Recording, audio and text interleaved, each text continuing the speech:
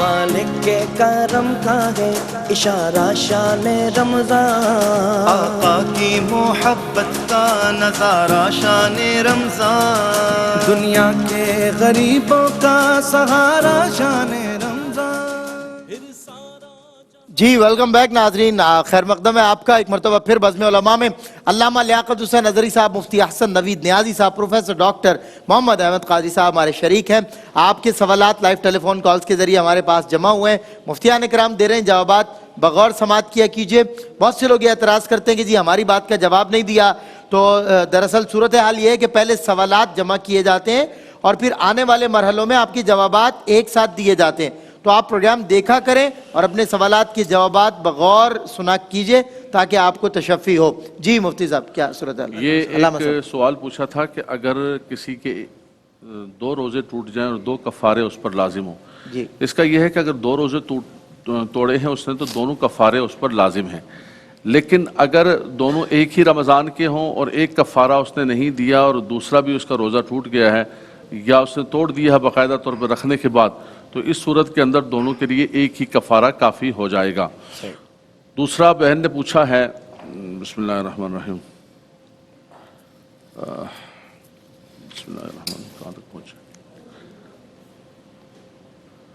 شوہر فوت ہو گیا ہے جی اور عدت کے اندر عورت جو ہے نا وہ باہر جاتی ہے، لیکن عدت کے اندر اس کو باہر نہیں جانا چاہیے، عدت کے اندر اس کو بیٹھنا چاہیے گھر کے اندر، لیکن اگر مجبور ہے اور مثال کے طور پہ ڈاکٹر کے پاس اس کو مجبوری سے جانا پڑ رہا ہے تو پردہ کر کے جائے اور دن کے اندر جائے، صحیح، یا مثال کے طور پہ کوئی ایسی خاتون ہے کہ اس کا کوئی کمانے والا ہے ہی نہیں ہے اور وہ خود ہی اپنا نظام چلاتی ہے، تو اس کا بھی یہی حکم ہے کہ مغرب سے پہلے پہلے جہاں جانا ہے پردے کی حالت میں جائے اور زیب و زینت نہ کرے۔ لیکن وہ کہہ رہا ہے بلا ضرورت نکل رہی ہے، بلا ضرورت تو بالکل منع ہے، صحیح، تو کسی صورت کے اندر جائز نہیں ہے۔ چلیں ٹھیک۔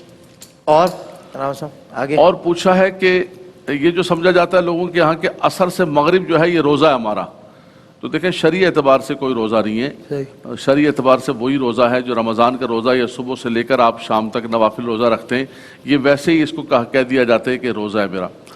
بیمار بکری کو ذبح کر دیا، دیکھیں جی بیمار بکری جب تک وہ زندہ ہے اور آپ نے اس کو تکبیر پڑھ کے ذبح کر دیا تو بالکل حلال ہے، جائز ہے۔ اب ٹیکنیکل طور پر کیا بولا ڈاکٹر صاحب، ٹیکنیکل طور پر کوئی بیمار بکری ہے اور ایسا مرض ہے کہ اس کو کھانا چاہیے نہیں کھانا چاہیے، یہ ایک الگ بحث ہے، لیکن جب تک اس میں زندگی حیات موجود ہے اور اس زندگی حیات کے اندر آپ نے تکبیر پڑھ کے اس کو ذبح کر دیا تو اس کا کھانا جو ہے وہ بالکل جائز ہے۔ جی یہ بہن نے پوچھا ہے کہ فوت شدہ لوگوں کے لیے نوافل کیا ادا کر سکتے ہیں؟ بالکل، کوئی بھی نیکی ہے، کوئی بھی عبادت ہے، آپ جو ہے ان کو پڑھ کے اور ان کو جو ہے وہ ایصال ثواب کر سکتے ہیں۔ ٹھیک ہے۔ نماز میں توجہ ہٹ جائے، نماز میں توجہ ہٹ جائے تو نماز کے اندر آپ وضو اچھا کریں اور اپنی توجہ کو مرکوز کر کے رکھیں۔ دیکھیں شیطان تو بندہ مسجد کی طرف چلتا ہے یا نماز کی طرف وضو کرنے لگتا ہے تو وہ وسوسے ڈالتا ہے، تو اس کا یہی حل ہے کہ انسان اللہ کی بارگاہ میں رجوع کرے اور اپنی تمام توجہ جو ہے نا وہ اس کے اوپر رکھے۔ ایک مفتی صاحب اور دے دوں میں، اس کے بعد آپ سوالات کے سب جوابات دیجیے گا کہ غیر شادی شدہ جو ہے، غیر شادی شدہ کا کیا جنازہ ہو جاتا ہے؟ غیر شادی شدہ، دیکھیں جی غیر شادی شدہ ہو اس کو شادی کرنی چاہیے، شادی میں تاخیر نہیں کرنی چاہیے، اور ہم دعا گو ہیں اپنے ان تمام دوستوں کے لیے، بھائیوں کے لیے جن کی شادیاں نہیں ہوئی ہیں، اللہ ان کو اچھے جوڑے عطا فرمائے، آمین آمین کہہ دے سارے۔ آمین۔ لیکن یہ ہے کہ بہرحال جنازہ بالکل ہو جاتا ہے۔ صحیح۔ مفتی صاحب آپ کی اجازت سے ایک سوال میں ڈاکٹر صاحب سے پوچھنا چاہتا ہوں۔ وہ سوال ہماری بہن نے پوچھا ہے کہ روزے کی حالت میں مائیں ہائپر ہو جاتی ہیں، بچوں کو بھی ڈانٹتی ہیں اور کبھی کبھی وہ ڈانٹ بڑھتے بڑھتے شوروں تک پہنچ جاتی ہے، چونکہ نفسیات کے آپ ماہر ہیں اور معاشرتی مسائل کے، اس لیے آپ جواب دیں گے۔ نہیں، بڑی کرم نوازی علامہ صاحب، میں یہ عرض کرنا چاہ رہا تھا کہ یہ تو ایک فطری بات ہے، مزاج ہوتا ہے، بعض لوگوں کا ایسا ہوتا ہے کہ ان میں کوئی بیماری ہوتی ہے، مثال طور پر مائیں ہیں عمر کے حصے میں پہنچی جس میں شوگر یا بلڈ پریشر یا اور دیگر یا اور جو زندگی کے مسائل ہیں، تو اس میں اگر وہ غصہ بھی کر دی تو ماؤں کی غصے بھی رحمت ہے، بے شک، تو ماؤں کی ڈانٹ بھی کھا لے وہ کام آتی ہے اور زندگی میں کام آتی ہے، لیکن غصہ نہیں، چلتے چلتے شور تک بھی چلا جاتا ہے یہ کام، وہ اصل میں معاملہ یہ ہوتا ہے کہ رگڑے میں آ جاتا ہے، مطلب یہ سیدھی بات ہے۔ قرآن کریم کے حوالے سے تو والکاظمین الغیظ والعافین عن الناس وہ والا معاملہ ہے، بہت خوبصورت اس کی تشریح فرمائی۔ لیکن بات یہ ہے کہ ہمیں بھی ماؤں کو بھی ماشاءاللہ بزرگ ہیں، بڑی ہیں، اللہ پاک ان کو زندگی سلامتی دے، اس بات کا احساس کرنا چاہیے کہ بچوں کی بھی عزت ہوتی ہے۔ اچھا ڈاکٹر صاحب، ایک آپس کی بچوں کا بات خیال ہے، کرنا چاہیے، ایک آپس کی بات ہے، رشتوں کی بانڈنگز ایسی ہیں، رسپیکٹ ایسی ہے کہ عورت کو بہت سے رشتوں پہ باتیں برداشت کرنی پڑتی ہیں لیکن اس بیچاری کے پاس ایک ہی اعلیٰ کار ہوتا ہے اس کا شوہر جس پہ وہ بھڑاس نکال سکتی ہے. اصل میں اب یہ وہ بھی نہ سنیں تو پھر کہاں جائے. ایک بات بھائی سلمان گل صاحب میں ایک بات عرض کروں کہ ان سب چیزوں کا یہ اس کو کہتے ہیں سوشل سائنسز میں کہ انٹر ریلیٹڈ ایشوز. بالکل یہ ایک دوسرے سے اور یہ اس کے آخر میں یہ منتج ہوتا ہے طلاق پر. اگر کوئی توجہ دے یا ذہنی مریضہ بنیں گے یا شیزوفرینک ہوگا بالکل ٹھیک. بہت سارے. تو ان سب مسائل کا ایک ہی حل ہے کہ جو غصہ کر رہا ہے وہ اپنے غصے کو قابو کرے. جی ایک بہن نے سوال پوچھا کہ میرے بھائی نے ابو کی ڈیتھ کا بہت زیادہ صدمہ لے لیا ہے, وہ بات چیت بھی نہیں کر رہا, کھانا پینا بھی نہیں کر رہا, روزے بھی نہیں رکھ پا رہا, تو کیا حکم ہے؟ دیکھیں یہ اس صورت میں روزہ معاف نہیں ہے, روزہ ہی رکھیں گے اور اس میں فدیہ دینے کی اجازت بھی نہیں ہے کیونکہ وہ عمر بھر کے لیے کوئی قومے میں نہیں چلا جائے. اللہ معاف کرے, خدا نخواستہ کوئی ایسی کنڈیشن نہیں ہے, کوئی ایسی بیماری نہیں ہے کہ جس کے ٹھیک ہونے کی امید نہ ہو. یہ وقتی صدمہ ہوتا ہے, ٹائم ہیلز اپ, وقت بہت بڑا مرہم ہے, آہستہ آہستہ صدمے سے باہر آ جائیں گے. ان کے لیے روزہ انہیں معاف نہیں ہے, روزہ رکھیں, فدیے کی بہرحال اجازت نہیں ہے. اور اگر ابھی کوئی مسئلہ ہے بھی صحیح تو بعد میں روزوں کی قضا کریں گے, فدیے کی ان کو اجازت نہیں. پھر ایک بھائی نے سوال پوچھا کہ نوافل اور سنتوں میں سجدہ سہو نہیں ہے, تو اب اگر غلطی ہو جائے تو کیا حکم ہے؟ دیکھیں یہ آپ کو کس نے کہا ہے کہ نوافل اور سنتوں میں سجدہ سہو نہیں ہے؟ سجدہ سہو ہر نماز میں, ہر وہ نماز جس میں آپ سے کوئی واجب بھولے سے ترک ہو جائے تو سجدہ سہو کفایت کرتا ہے. سجدہ سہو کس میں نہیں ہے؟ وہ صرف جو فقہا نے لکھا ہے وہ جمعے اور عیدین کا لکھا ہے کہ جمعے اور عیدین میں سجدہ سہو نہیں ہے. اس کی بھی وجہ یہ بیان کی کیونکہ مجمع عام ہوتا ہے, ازدحام کثیر ہوتا ہے, تو اس صورت میں لوگوں کو اندیشہ ہے کنفیوز ہونے کا, تو اس لیے فقہا نے لکھا تھا کہ جمعے میں یا عیدین میں سجدہ سہو نہیں. اور اب آج کل کے جو حالات ہیں اور جس طرح مائکس ہوتے ہیں, اسپیکر ہوتے ہیں, تو اس میں تو ہم آج کل جمعے اور عیدین میں بھی سجدہ سہو کا ہم کہتے ہیں کہ اپنی اصل کے مطابق جمعے اور عیدین میں بھی سجدہ سہو کیا جائے. باقی نفل اور سنت میں بھی کوئی سجدہ غلطی سے واجب ترک ہو گیا تو سجدہ سہو کیا جائے گا, کفایت کرے گا. لیکن غلطی سے ہوا ہو, بھولے سے ہوا ہو, جان بوجھ کر واجب ترک کریں گے تو سجدہ سہو کفایت نہیں کرے گا. نماز تو ہو جائے گی لیکن واجب الادا ہوگی, دوبارہ پڑھنی پڑے گی. پھر ایک جو ہے وہ میں نے سوال پوچھا کہ شوال کے 6 روزے رکھنے ہیں تو کیا عید کے دوسرے دن روزہ رکھنا ضروری ہے یا بعد میں بھی رکھا جا سکتا ہے؟ شوال کے 6 روزے شوال میں کسی بھی وقت رکھے جا سکتے ہیں, یکم شوال کو چھوڑ کر. عید الفطر کا اصل دن پہلا چھوڑ کر کسی بھی دن آپ رکھ سکتی ہیں. دوسرے دن رکھ لیں اچھی بات ہے, دوسرے دن نہیں رکھتی تو بھی بعد میں بھی رکھیں, جب چاہیں بعد میں پورے شوال میں کبھی رکھ سکتے ہیں. لیکن لگاتار بھی رکھے جا سکتے ہیں اور متفرق بھی رکھے جا سکتے ہیں, الگ الگ بھی رکھے جا سکتے ہیں, ضروری نہیں ہے کہ لگاتار. مکمل آسانی ہے, مکمل آسانی ہے, ریلیکسیشن ہے, اپنی سہولت دیکھیں. ٹھیک ہے. پھر ایک جو ہے وہ بھائی نے سوال, بہن نے پوچھا تھا یہ کہ سکول میں بچوں کو نماز پڑھاتے ہیں اسکول میں, تو اب وہ صف بناتے ہیں تو بچوں کو زمین پہ کھڑا کر دیتے ہیں. صف زیادہ نہیں ہوتی ہوگی, چھوٹی ہوتی ہوگی, تو چھوٹے بچے ان کو زمین پہ کھڑا کر دیا. اب زمین گندی ہوتی ہے تو اب یہ ایسا کرنا ٹھیک ہے کہ نہیں؟ دیکھیں پہلے تو آپ یہ سمجھ لیں کہ زمین پاک ہے, یہ اس امت کی خصوصیت ہے. حضور جان عالم علیہ السلام کے صدقے آپ کے طفیل اس امت کے لیے ساری زمین کو پاک قرار دیا گیا, جہاں بھی نماز ادا کرنا چاہیں ادا ہو جاتی ہے. بقیہ امتوں کو یہ سہولت نہیں تھی, ان کے لیے معبد گاہیں مختص تھیں, مخصوص تھیں, صرف انہی جگہوں پر عبادت کر سکتے تھے, ویسے نہیں کر سکتے تھے. لیکن یہاں عام طور پر جو زمین ہوتی ہے اسکول کی یا ویسے ہمارے ہاں وہ زمین پاک ہوتی ہے. جب تک کوئی ظاہری نجاست نہ لگی ہوئی ہو اس وقت تک ہم اسے پاک کہیں گے. اور جہاں تک گندگی کی بات ہے, ایک ہے ویسے دھول مٹی ہونا, اسے ہم اپنے عرف عام میں گندا کہتے ہیں, لیکن یہ نجس نہیں ہے. جب تک نجس نہیں ہے تو اس پہ کھڑے ہو کے نماز پڑھی جا سکتی ہے, ہو جائے گی. ہاں اگر نجس ہے تو پھر بہرحال اس نماز نہیں پڑھیں. پوری زمین بچھا دی گئی ہے رسول اللہ کی امت کے لیے کہ بس سجدے کرو, اس پہ تم بچ جاؤ. ایسا ہی ہے. پھر ایک جو ہے وہ بھائی نے پوچھا کہ والد نے بچے کا عقیقہ اگر نہ کیا ہو تو بڑی عمر میں بچے خود عقیقہ کر سکتے ہیں یا ماں کرے گی؟ تو بڑی عمر میں بچے عقیقہ کر سکتے ہیں. عقیقہ زندگی میں ویسے تو 7ویں روز کرنا مستحب ہے, سنت مستحبہ ہے, لیکن اگر 7ویں روز نہیں کیا, 14ویں روز نہیں تو 21ویں روز زندگی میں, لیکن جب بھی کریں گے ادا ہو جائے گا. والد کا یا والدہ کا کرنا ضروری نہیں ہے, بندہ خود بھی اپنا عقیقہ کر سکتا ہے, کسی عمر میں بھی کر سکتا ہے. خود حضور جان عالم علیہ السلام کے بارے میں بھی باقاعدہ روایات میں یہ بات موجود ہے کہ آپ نے خود بھی عقیقہ فرمایا. بلکہ علامہ جلال سیوطی شافعی رحمہ اللہ نے حسن المقصد فی عمل المولد میں جہاں میلاد کی اصل پہ جو روایات پیش کی, ان میں ایک روایت یہ پیش کی, میں اگرچہ آپ کے دادا عبد المطلب نے آپ کا عقیقہ کر لیا تھا لیکن آپ نے خود بھی بڑے ہو کر اپنا عقیقہ خود فرمایا ہے ادائے شکر نعمت کے طور پہ. لیکن یہ پیش نظر ہے کہ عقیقہ زندگی میں ہی ہو سکتا ہے, ایسا نہیں ہو سکتا کہ بچہ فوت ہو گیا یا بندہ فوت ہو گیا تو اب کہیں کہ اس کے بعد کیا کریں, کیونکہ اب یہ عقیقہ اصل میں ہے شکر نعمت کے لیے, اور جب نعمت زائل ہو جائے تو اب اس کا محل نہیں رہا.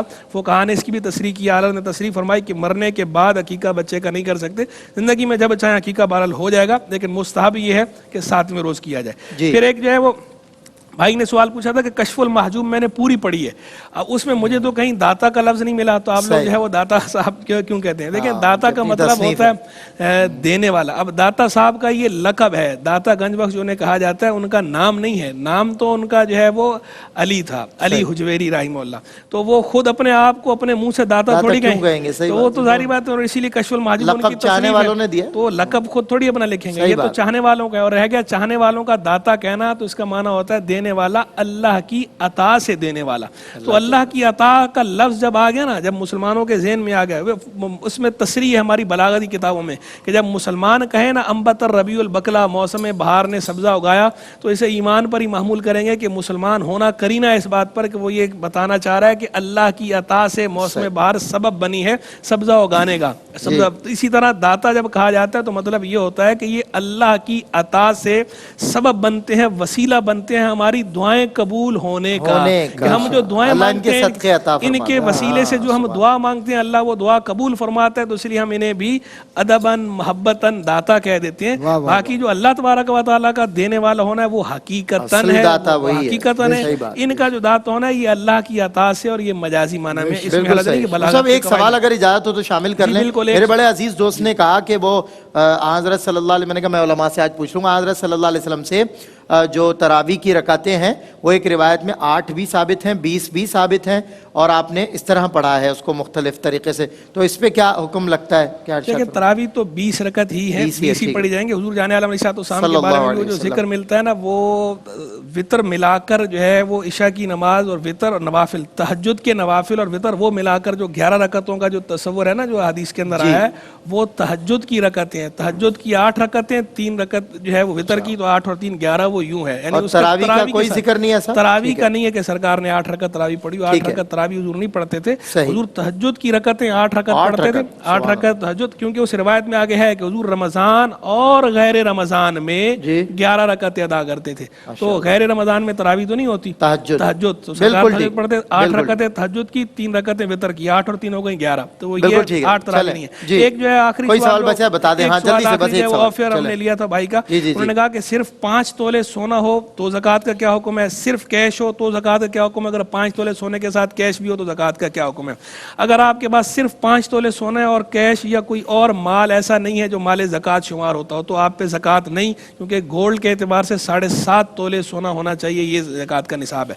और अगर आपके पास जो है वो वैसे 5.5 तोले सोने के अलावा कुछ और माल हो, चाहे वो कैश की सूरत में हो या चांदी की सूरत में हो या माल नामी हो या माल तिजारत हो, तो इस सूरत में 52.5 तोले चांदी के निसाब का एतबार होगा और उस एतबार से आप पे ज़कात लाजिम होगी। बिल्कुल ठीक। और कैश भी ऐसे अगर आपके पास है तो 52.5 तोले चांदी के एतबार से होगी।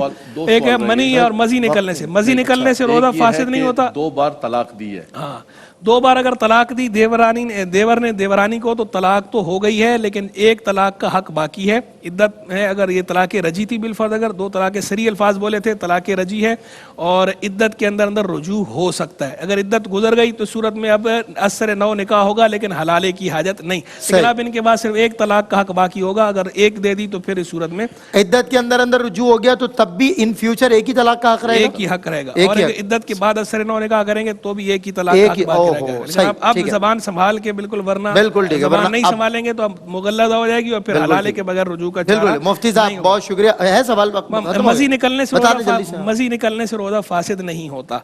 और जहाँ तक मनी निकलने की बात कह रहे थे, हाँ मजी और मनी दोनों सुना नहीं था हमने कि उसके निकलने से गुस्ल बिला वजह, मजी से तो गुस्ल फर्ज नहीं होता, मजी से सिर्फ वुजू फर्ज होता है। और मनी जो है वो इससे जो है वो गुस्ल फर्ज हो जाता है। और रोजे की भी जहां तक बात है तो मजी से रोजा फासिद नहीं होता। मनी लेकिन अगर जानबूझकर खुद किया, जिसको मुश्तजनी कहा जाता है, हैंड प्रैक्टिस जो है मास्टरबेशन, इससे रोजा भी टूट जाता है। बिल्कुल ये किया तो रोजा टूट जाएगा। और अगर जाहिर अनइंटेंशनली हुआ तो फिर वो गुस्ल वाजिब होगा। चले जी, बहुत शुक्रिया अल्लामा साहब, मुफ्ती साहब, डॉक्टर साहब, आप तीनों हज़रात का सदका। बहन को सदका करते हैं लोग, आटा दालें वगैरह सदका करते हैं, तो अब लोगों ने कहा कि सदका लेना तो अच्छी बात नहीं है, तो आप तो ऐसा क्या है, अगर वो मुस्तहिक हैं सदके की, तो इस सूरत में सदका उनके हक में तय्यब है, हलाल है, कोई हरज की बात ठीक है। नहीं। और अगर वो मुस्तहिक नहीं है तो फिर बचना चाहिए। अच्छा अच्छा, बिल्कुल ठीक है। जज़ाकल्लाह, आप तीनों हज़रात का बहुत शुक्रिया। बज़्म उलमा में आज के लिए बस इतना ही। अगला सेगमेंट हमारा कोई सेगमेंट है जिसका नाम है मालूमात ही मालूमात। तशरीफ लाते हैं डॉक्टर सैयद इमरान वदूद अपने पार्टिसिपेंट्स के साथ, और आज का भी कोई शो इंशाल्लाह बड़ा इंटरेस्टिंग होने वाला है क्योंकि अब फाइनल की तरफ ये लोग बढ़ रहे हैं। मिलते हैं आपसे क्विज शो के बाद चांद और तारे में इंशाल्लाह।